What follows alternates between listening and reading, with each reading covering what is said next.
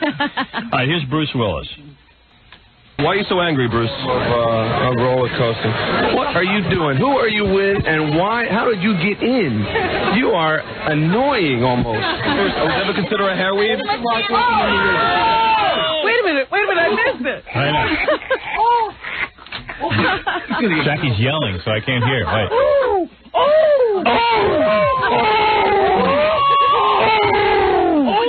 Didn't it sound like you should have hit him after the first question? I know, but I was trying to hear, and then you... Damn, Jack. Jackie was jealous that John was getting so much attention. We would like to hear, too.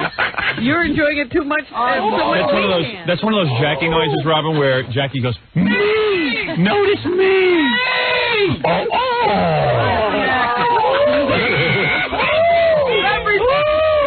I thought that was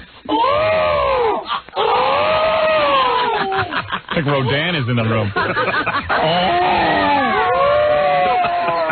Jackie's dying. Jackie's like, I'd just like to apologize to the audience. All right, now let's listen to it without Jackie's mic on. All right. Sources say Packwood, who chairs the Tax Writing Finance Committee, will be given a chance to respond and will be offered a hearing on the charges. In the past, such hearings have been public. The sources said the document makes no final judgment or recommendation. Oh, I don't know what to do about that. But they do say that he has been violating standards of conduct unbecoming or becoming to a senator. What, he picked your ass? Well, I know of one woman who accused him of, he seemed to be a very nice man. He says, oh, can I walk you to your car? Right. So she had to walk her to the car. When she bends over or she gets to the car, he just sort of knocks her against it, leans into her, and tries to kiss her. Once he gets his lips on her, he tries to French her. So yeah, she's too sensitive. She was asking for it. Yeah, who bends over in front of Senator Packwood? Yeah, like you don't know? Not bright.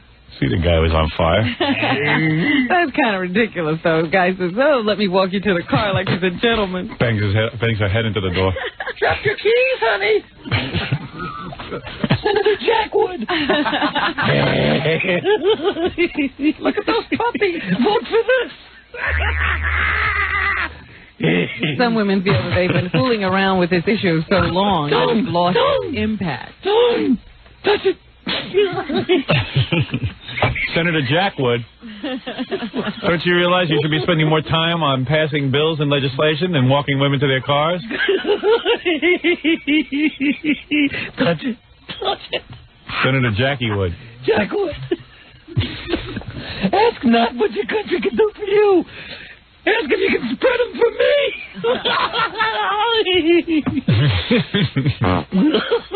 Yesterday I told you about that talk show host who's heard on 193 stations across the country, who is now fled to the Dominican Republic. I have an offer to write for Seinfeld, and I'm thinking of taking it up. 14,000 an episode. What, for sitting on my ass?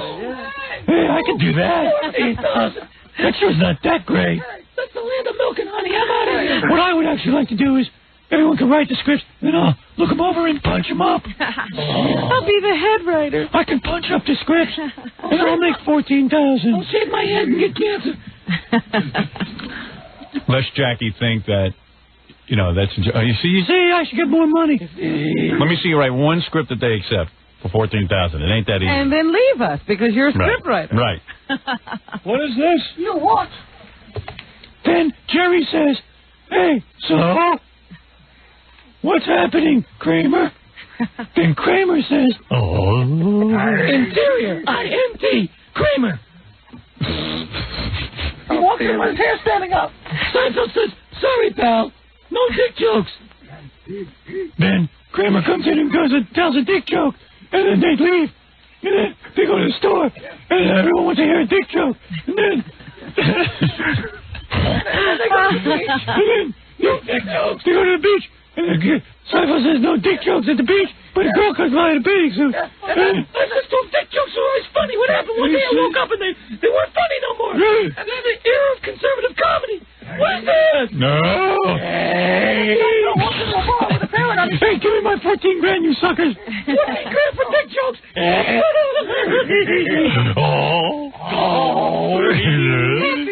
jet ski. Jet ski. 14 grand, give it to me. I got your money now, you sucker. Give me. Larry David. All right, time's up. Okay.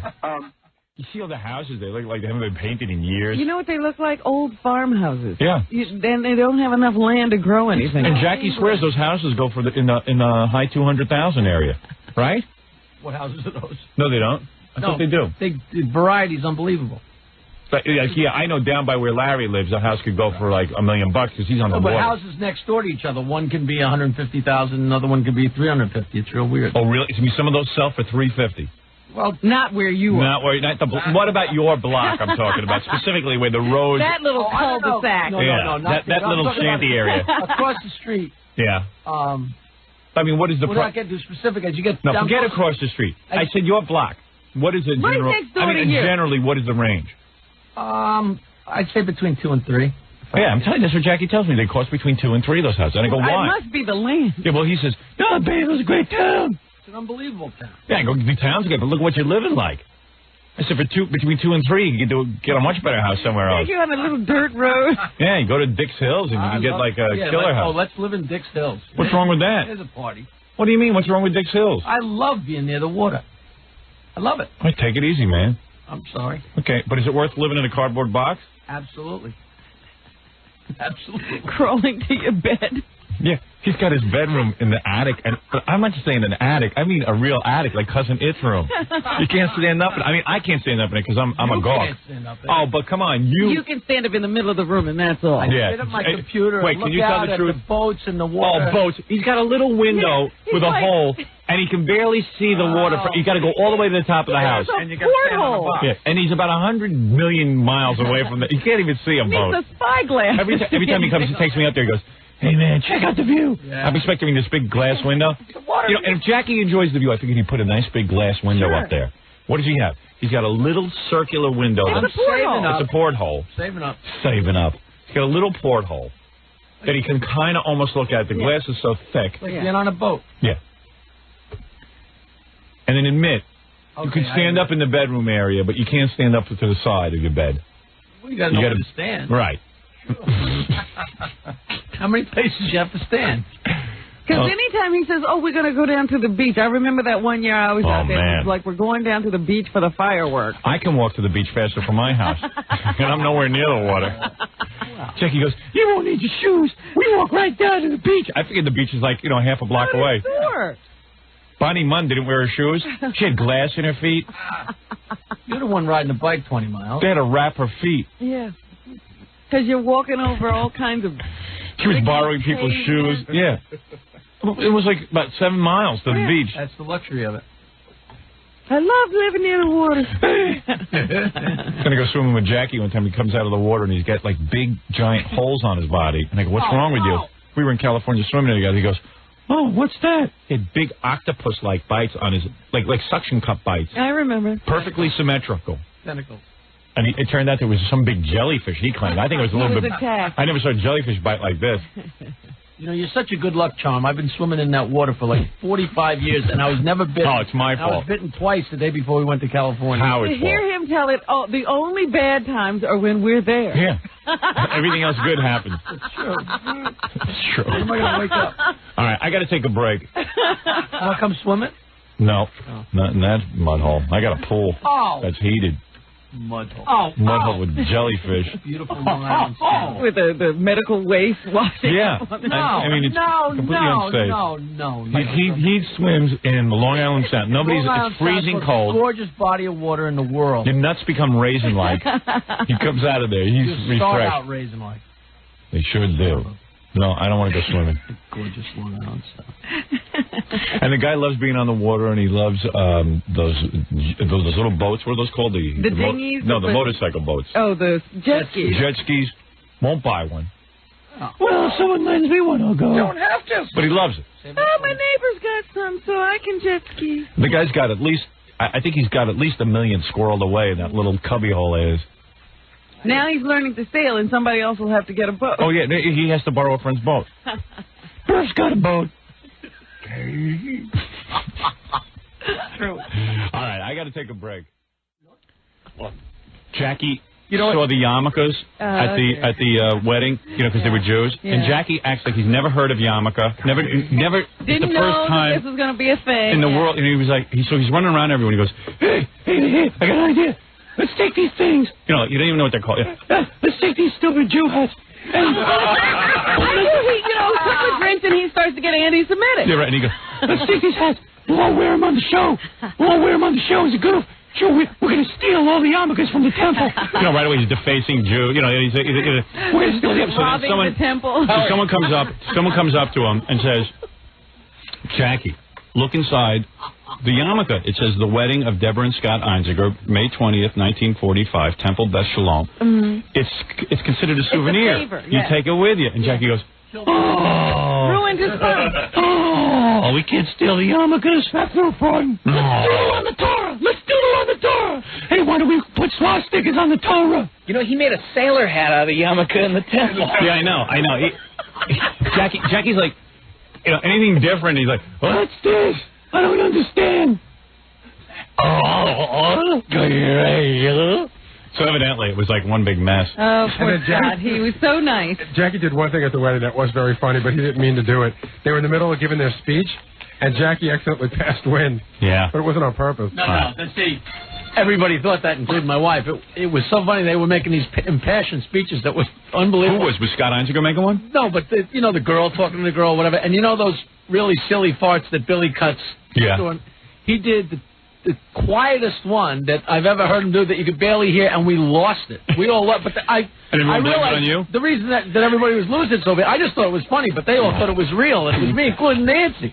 I just thought it was funny because it's so subtle. Really, you blew a fart in the middle? Yeah. How'd you do it? Let's hear it. So we're sitting there waiting the entire time for them to keep doing it, Yeah, right. They were wasting all their content on us. We were just sitting there trying to amuse ourselves. This is why you don't have these goofballs at your wedding. I know. It's obnoxious. Wish I'd been a part of that.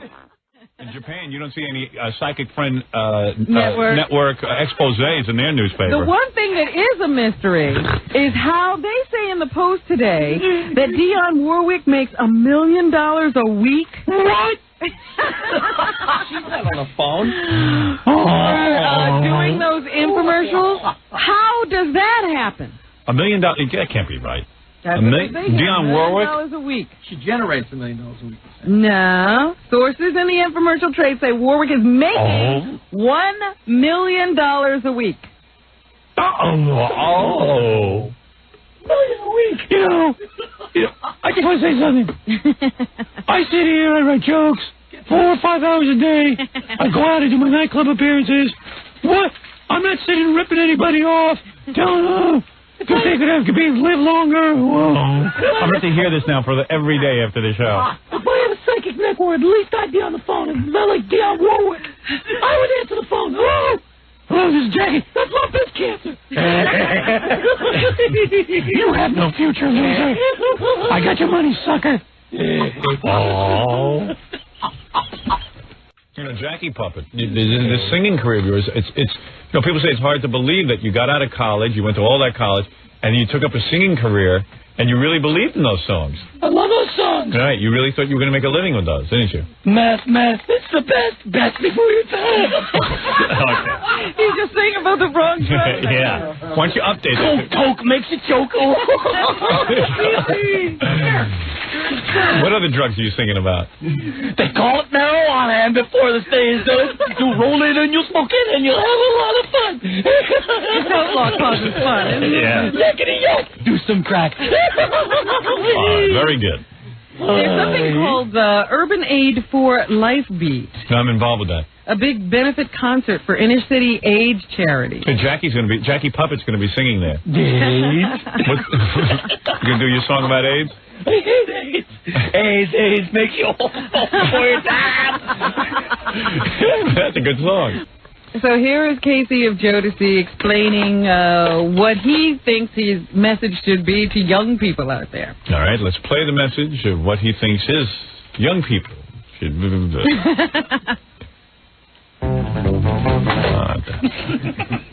Just be aware that AIDS is killing. Right. And you know what I'm saying? If you go get your freak on like Jodeci, just be safe about it. You know what I'm saying? Now, do you understand the rest? These guys all say, you know what I'm saying? Because they don't know what anyone's saying. Speak English, Rufus. Is that a good message? That's what I'm wondering. Well, I guess it is in a way. It's very positive. Know what I'm saying? White crosses and acid make me flaccid. Know what I'm saying? Okay. And what about anybody else have anything to say? One of the sentences that came out of that whole thing is, if you want to get your freak on like Jodeci. Now, what does that mean? Mostly queers get AIDS. What is that, Jackie Bobbitt? Mostly queers get AIDS, right? Right. Queers with needles. Who needs queers with needles? Jackie Puppet making his statement. That's a PSA. You're ready to join, huh? There you go. You want to join and give us your insight on Jackie Puppet wants to make a statement. Almost get AIDS. So bag your dink before you go in the pink. All right, very good. Thank you, Jackie Puppet. Goodbye, fags. Careful, fags. No, apparently it is depressing to men to be married, regardless of whether the wife is Jewish or not. I see. But why do the Jewish men have a higher rate of depression than non-Jewish men? Too much pressure counting all that money. You're not getting even close. They're depressed because they're the same ethnic group as Ratso Shlomo.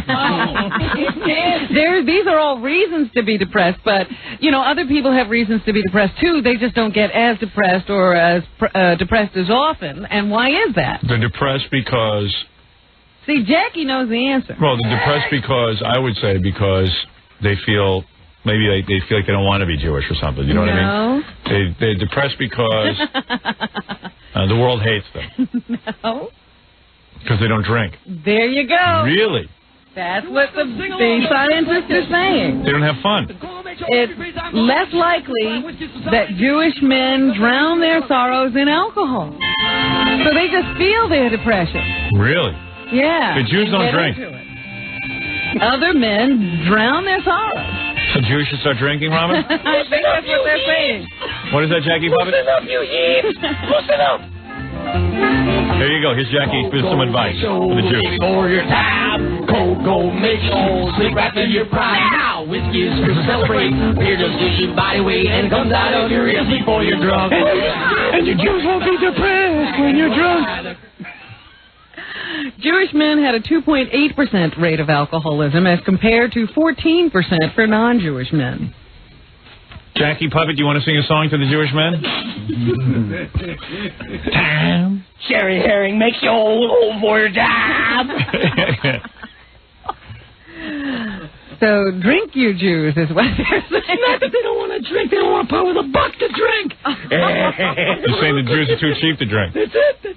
I see. Well, that's an interesting observation, though, that you drink less, you're more depressed. Right. They want real gold. They don't want cold gold. They want real gold. All right, Jackie Puppet. Those Jews got the blues. They are so depressed.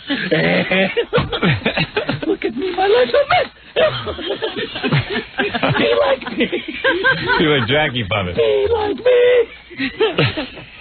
See, don't you imagine you'd be depressed if you had Jackie's life, but it's not. I love when the Jackie Puppet takes his weenie and sticks it on Jackie's head. Get that thing out of here. Get that thing out of here. Get that thing out of here. Get that thing out of here. So there you have it. That's what's happening. Get this thing out of here. All right, very good, Robin. Thank you so much for the newscast. Sirianni, give me a Hummer. And let's make sure that people know that you're going to be...